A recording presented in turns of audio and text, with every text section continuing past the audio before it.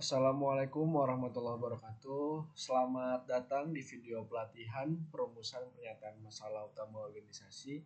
Jika teman-teman bekerja di organisasi, apapun itu jabatannya, apapun itu posisinya, video ini penting banget buat teman-teman karena di video ini kita akan mempelajari bagaimana perumusan pernyataan masalah utama organisasi. Bersama aku Ihsan sebagai tutor yang akan menemani teman-teman, kita akan membahas bagaimana sih sebenarnya proses perumusan pernyataan masalah utama organisasi. Pada kesempatan kali ini, kita akan berfokus pada pemetaan daftar permasalahan organisasi sebagai salah satu tahapan untuk menemukan masalah utama dari organisasi.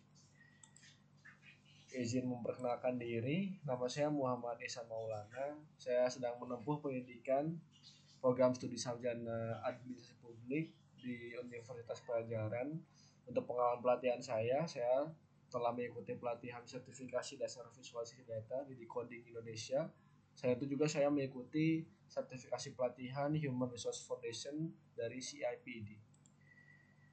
Baik, sebelum kita melanjutkan pelatihan kita, mari kita berdoa menurut agama dan kepercayaan kita masing-masing. Berdoa dipersilahkan, berdoa dicukupkan. Selanjutnya terdapat pula prosedur K3 pelatihan daring yang akan kita laksanakan selama pelatihan daring ini. Semoga teman-teman bisa memastikan lingkungan teman-teman itu selalu terjaga dengan aman. Jaga juga postur teman-teman untuk selalu bisa jaga postur yang baik dan juga menjaga kenyamanan tubuh teman-teman. Tetap waspada pada keadaan sekitar, pastikan kondisi dan juga peralatan teman-teman, pastikan juga keamanan sumber listrik. Dan juga yang terakhir, pastikan tersedianya jalur evakuasi apabila terjadi keadaan yang memang tidak diharapkan. Lalu untuk tujuan pelatihan kita kali ini, sesuai dengan rancangan yang berada di SKN Analitik Data, yaitu yang pertama tujuannya menjelaskan cara mengelompokkan berdasarkan esensi permasalahan, menjelaskan cara mengidentifikasi peta daftar permasalahan secara komprehensif, lalu juga menjelaskan cara memvalidasi pemetaan daftar permasalahan oleh pihak relevan. Lalu untuk manfaat pelatihan ini diharapkan nantinya teman-teman bisa merasakan peningkatan dalam kemampuan analisis masalah secara sistematis, dan juga diharapkan teman-teman bisa menghasilkan pemetaan permasalahan yang akurat, dan juga diharapkan teman-teman nanti bisa mendukung pengambilan keputusan yang berbasis bukti. Kurang lebih pelatihan ini kita akan berdurasi sekitar 15-20 menit. Lalu untuk langkah-langkah pelatihan, seperti sudah dijelaskan bahwa memang berdasar pada SKKNI Data Analitik, unit kompetensi daripada pelatihan ini yaitu terkait dengan menganalisis informasi terkait daftar permasalahan organisasi. Lalu elemen kompetensinya yaitu memetakan daftar permasalahan organisasi, kriteria untuk kerjanya. Yang pertama itu gejala permasalahan dikelompokkan berdasarkan esensi permasalahan. Lalu peta daftar permasalahan diidentifikasi secara komprehensif. Lalu yang terakhir, hasil pemetaan daftar permasalahan divalidasi oleh pihak relevan. Sehingga judul mikro teaching kita hari ini yaitu pemetaan daftar permasalahan organisasi. Nah, pernah nggak sih teman-teman kesel sama keputusan pemerintah yang masalahnya A tapi solusinya B? Yang harusnya fokusnya A malah fokusnya malah di B.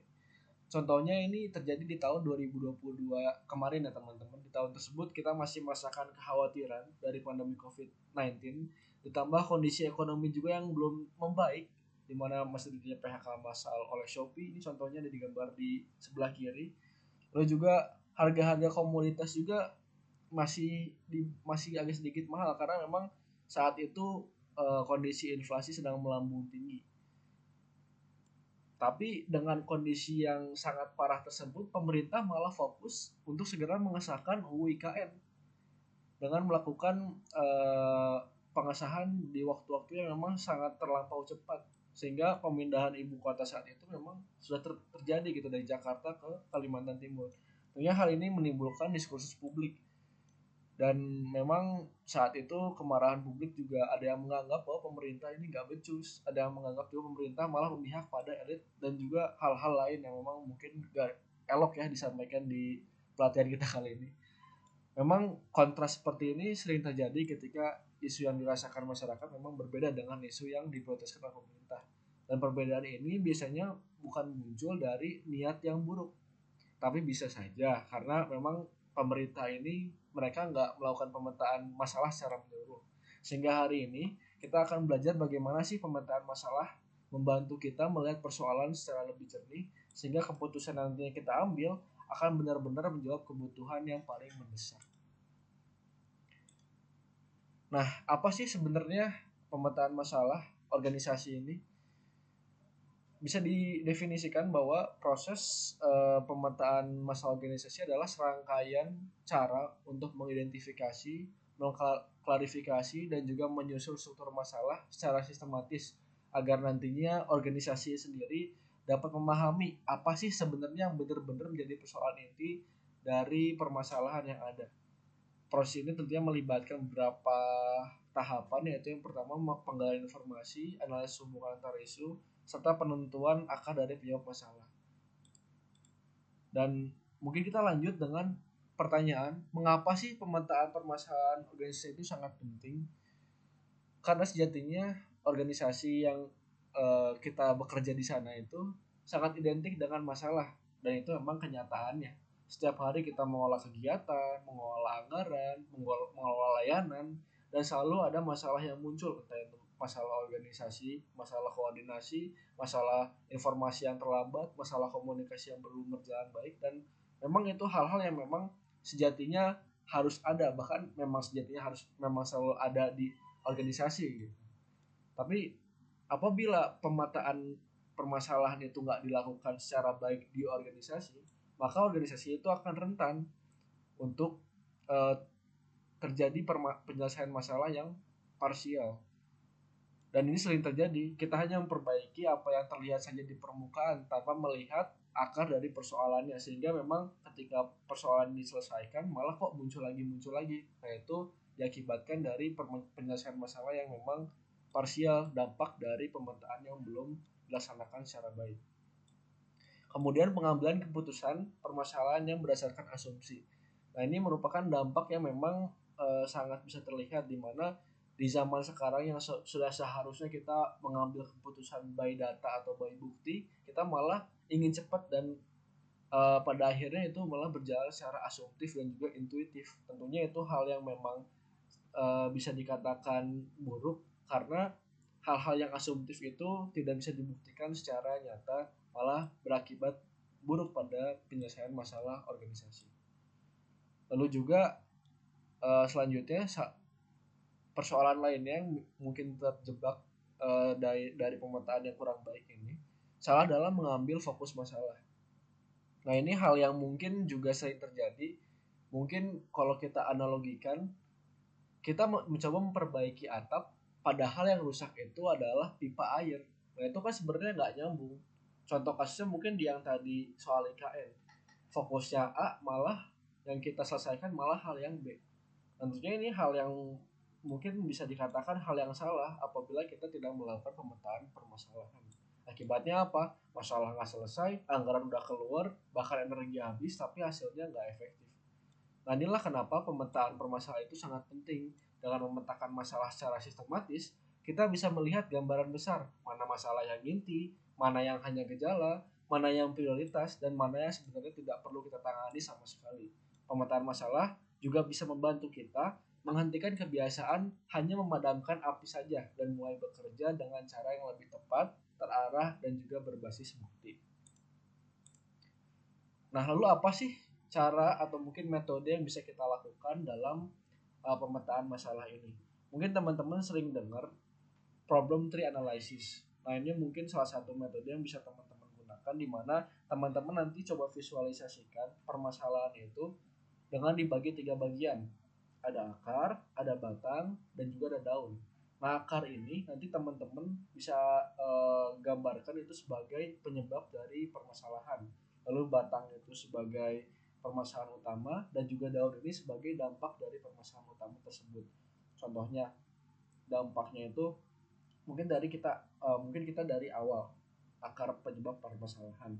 Misalnya kurangnya sumber daya manusia, menghambat pada penurunan kinerja organisasi. Dampaknya apa? Penjualan menurun.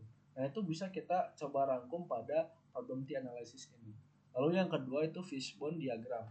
Nah, ini fishbone diagram ini bisa teman-teman lihat pada gambar yang ada di tengah, di mana nantinya teman-teman coba petakan permasalahan-permasalahan yang ada di organisasi teman-teman dengan menggunakan kerangka ikan, di mana kepalanya nanti itu akan teman-teman gunakan sebagai permasalahan utama, dan nanti tulang-tulang yang lainnya itu sebagai penyebab dari permasalahan utama tersebut.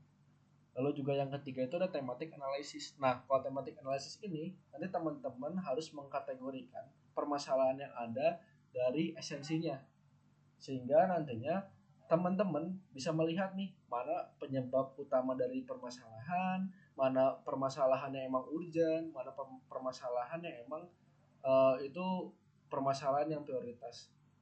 Nah, untuk thematic analysis ini bisa teman-teman gunakan aplikasi, yaitu yang pertama NVivo, yang kedua Atlas TI, dan juga yang ketiga itu Maxda QDA. Nah, teman-teman bisa gunakan tiga aplikasi ini karena tiga aplikasi ini merupakan aplikasi yang bisa digunakan untuk menganalisis data kualitatif. Jadi ketika teman-teman dapat datanya itu berupa hasil wawancara atau mungkin transkrip wawancara, nah itu teman-teman bisa masukkan ke tiga aplikasi tersebut dan mulai dengan fitur-fitur yang ada di sana, dari mulai analisis sampai visualisasi.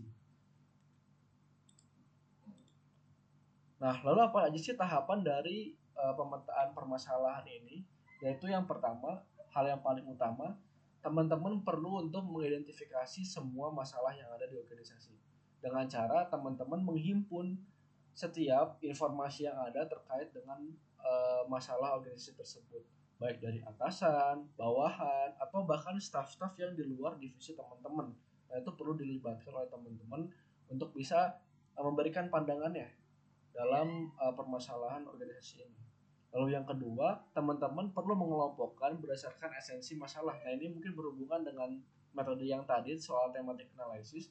Teman-teman mengkategorisasi permasalahan itu berdasarkan esensi atau mungkin substansinya, sehingga nantinya penyelesaian masalah itu dalam pemetaannya teman-teman bisa melihat secara objektif bukan subjektif, bukan dilihat dari siapa yang bilang permasalahan itu muncul, tapi dilihat dari substansi permasalahannya. Lalu yang ketiga, teman-teman harus melakukan pemetaan hubungan masalah.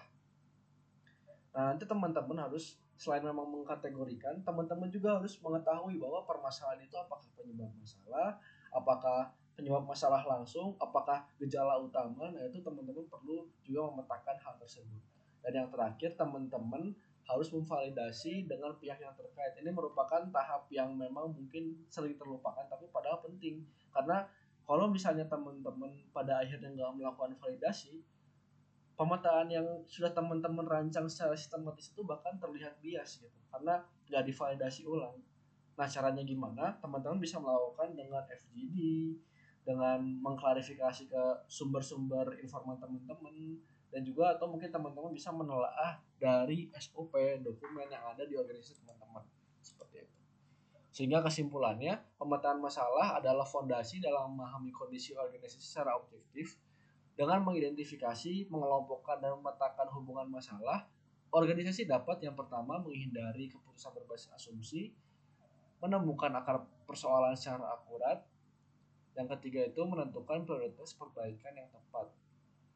Dan jangan lupa nih teman-teman bahwa validasi dengan pihak terkait soal pemetaan permasalahan ini merupakan hal yang penting untuk bisa memastikan analisis teman-teman itu nggak bias sama sekali, sehingga pemetaan yang baik menghasilkan keputusan yang lebih tepat, efektif, dan juga berdampak. Nah, gimana nih teman-teman? Materinya mudah dipahami kan? Nah, kalau mudah, aku punya pertanyaan nih buat teman-teman untuk bisa teman-teman jawab. Coba sebutkan apa saja tahapan pemetaan masalah organisasi. Boleh ya, bantu aku buat jawab di kolom komentar di bawah. Sebelum aku tutup, aku akan ngasih quotes nih buat teman-teman dari Albert Einstein. Jika saya diberi 1 jam untuk menyelesaikan sebuah masalah, saya akan menghabiskan 55 menitnya untuk memahami masalah dan 5 menitnya untuk mencari solusinya. Jelas banget ya teman-teman, kata Einstein, penyelesaian masalah ini merupakan proses yang utama, terletaknya itu pada memahami masalahnya, bukan pada mencari solusinya. Mungkin sekian dari saya. Wassalamualaikum warahmatullahi wabarakatuh.